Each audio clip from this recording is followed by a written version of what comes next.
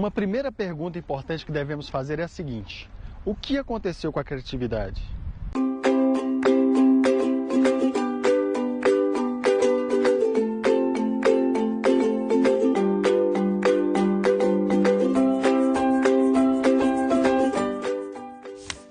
É uma pergunta pertinente, porque segundo pesquisas, à medida que nos tornamos adultos, o nosso nível de criatividade genial diminui de forma impressionante. Dos 3 aos 5 anos de idade, esse índice é de 98%. Entre os 8 e 10 anos, essa criatividade cai para espantosos 32%. Dos 13 aos 15 anos, tem-se apenas 10%.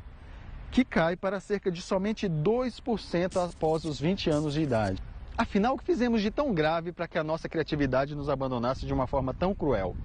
Simples. Trocamos a aventura e a imaginação da infância pelo rigor e pragmatismo da vida adulta. E essa parece não ter sido uma boa troca. Por isso, para elas, os porquês estão sempre presentes. Pai, por que você vai trabalhar? Mãe, por que o céu é azul? Imagine o diálogo de um pai com uma filha de 5 anos que insiste em dormir na cama dos pais. Pai, você tem medo do escuro? Não, filha, não há motivos para ter medo do escuro. E a mamãe tem? Não, mamãe também não tem medo do escuro. Mas se vocês que são adultos e não têm medo do escuro dormem juntos, por que eu que tenho medo e sou criança tenho que dormir sozinha? É ou não é uma boa pergunta?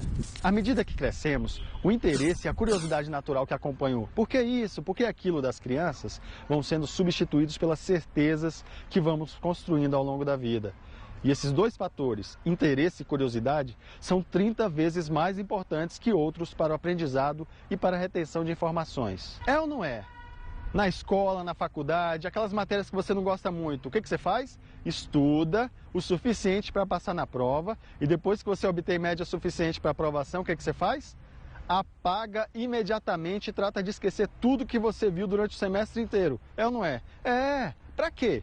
Para limpar o HD, para sobrar espaço para aquelas matérias que são mais interessantes, que te despertam mais.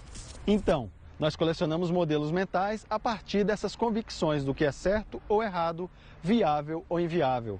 A imaginação, a experimentação e a insubordinação criativa típicas das crianças dão espaço à necessidade de sermos bons alunos, memorizando fórmulas prontas e tirando boas notas.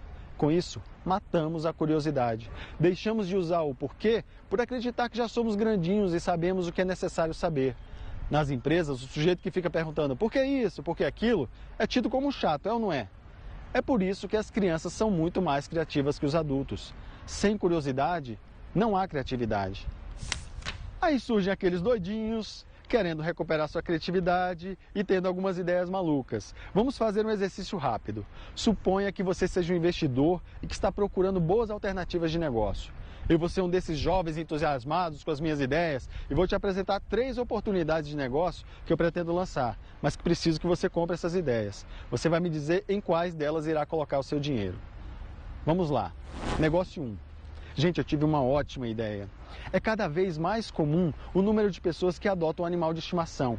Em muitos desses casos, o bichinho fica em casa, sozinho, durante todo o dia, até que seu dono retorne do trabalho. Acaba sofrendo de estresse, sai mordendo o sofá, o fio do abajur. Isso não é bom. Para que ele não se sinta sozinho e abandonado, vamos lançar o Pet Music, um CD de músicas para animais de estimação solitários. O Pet Music pode acalmá-lo, distraí-lo, servir de companhia durante os períodos de solidão. A gente fez uma seleção de músicas especialmente para eles. Ao sair de casa, você liga o som e o seu bichinho começa a se deliciar com lindas canções. Não é uma ideia ótima? Olha a felicidade desse cachorro, gente.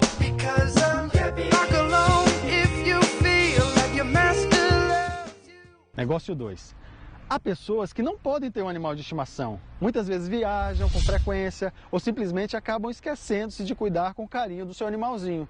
Mas essas pessoas podem ter o quê? O quê? O quê? Uma rocha de estimação. Ela não exige os cuidados que um animal de verdade requer. E é uma ótima companhia. E isso não é tudo. Nós ainda podemos ajudá-lo a se relacionar com esse animalzinho geológico, oferecendo um manual de treinamento para rochas de estimação, com dicas importantes para que essa relação seja muito feliz. Olha, esse ninhozinho também vai junto. Não é uma ideia fantástica? E aí, você vai investir nessa? você é traído, enganado, maltratado ou ignorado e não pode fazer nada contra as pessoas que lhe causaram isso, não é mesmo? Agora você pode. Está pronto para se vingar? Então, envie rosas mortas para essa pessoa. Você pode colocar uns chocolates derretidos juntos. Não é uma ótima ideia? E aí, em quantas dessas oportunidades de negócio você gostou e vai investir? As 3? 2? Uma? Nenhuma? Não gostou de nada? Pois bem, nos Estados Unidos, o primeiro lote de 50 mil CDs de música para cachorro vendeu rapidinho, ao custo de $20 cada. O manual de treinamento para rochas de estimação foi uma febre nos anos 80 e vendeu mais de 1 milhão de unidades. Custava cerca de $4. O buquê de rosas pintadas com spray preto é um dos produtos mais vendidos numa floricultura. Sabe quanto custa? $55. Apesar de os especialistas apontarem tendências, é muito difícil determinar o que vai ser um sucesso e o que vai ser um fracasso.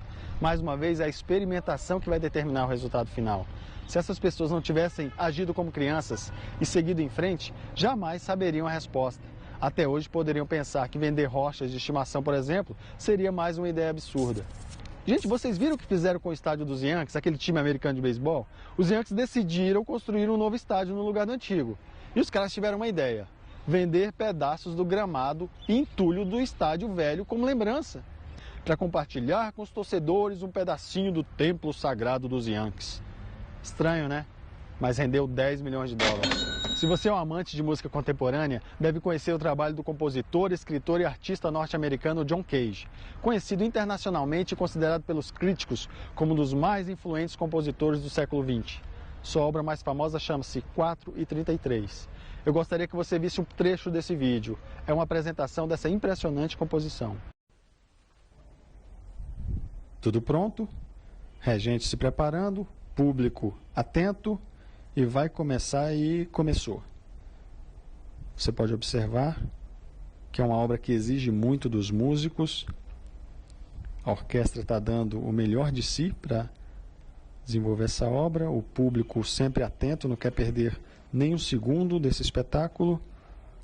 Segunda etapa, isso exige muito do regente, que tenta se recompor ali. Você pode ver que exige bastante de todos os envolvidos. Gente, vocês estão esperando uma música? Essa é a música. É uma música que não tem música, entende? Olha aí, o pessoal adorou. Fantástico. É obra de John Cage. Absurdo? Não. Na verdade, John Cage rejeitava a concepção tradicional da criação musical e acreditava que o silêncio e o vazio eram componentes importantes de suas obras. Agora imagine a resposta caso John Cage consultasse um especialista para emitir uma opinião sobre sua obra antes de lançá-la ao mundo. Da próxima vez que alguém perguntar se você toca algum instrumento musical, você vai dizer que sim, e que faz questão de interpretar a obra mais famosa de um artista contemporâneo chamado John Cage em qualquer instrumento. Albert Einstein dizia: se à primeira vista a ideia não for absurda, não há esperança para ela. Nós adultos fazemos o oposto das crianças. Nós nos encarregamos imediatamente de nos livrarmos dessas ideias. E sabe quais são as frases preferidas dos assassinos de ideias? Isso aí já foi tentado antes, não deu certo. Isso não tem aplicabilidade prática. Isso é muito complicado. O que eu quero dizer é que precisamos reaprender com as crianças. As crianças usam e abusam do porquê justamente para lembrar a nós, adultos, de que porquê é a pergunta mais importante. Ela é capaz de desatar nós e revelar valiosas oportunidades. Sêneca disse: muitas coisas não ousamos empreender porque parecem difíceis. Entretanto, são difíceis porque não ousamos empreendê-las. Veremos que existe uma abundância imensa de recursos à nossa disposição, prontos para serem usados em nossos projetos. Mas para perceber esses recursos, temos que ter uma postura mais aberta, livre de modelos mentais ultrapassados.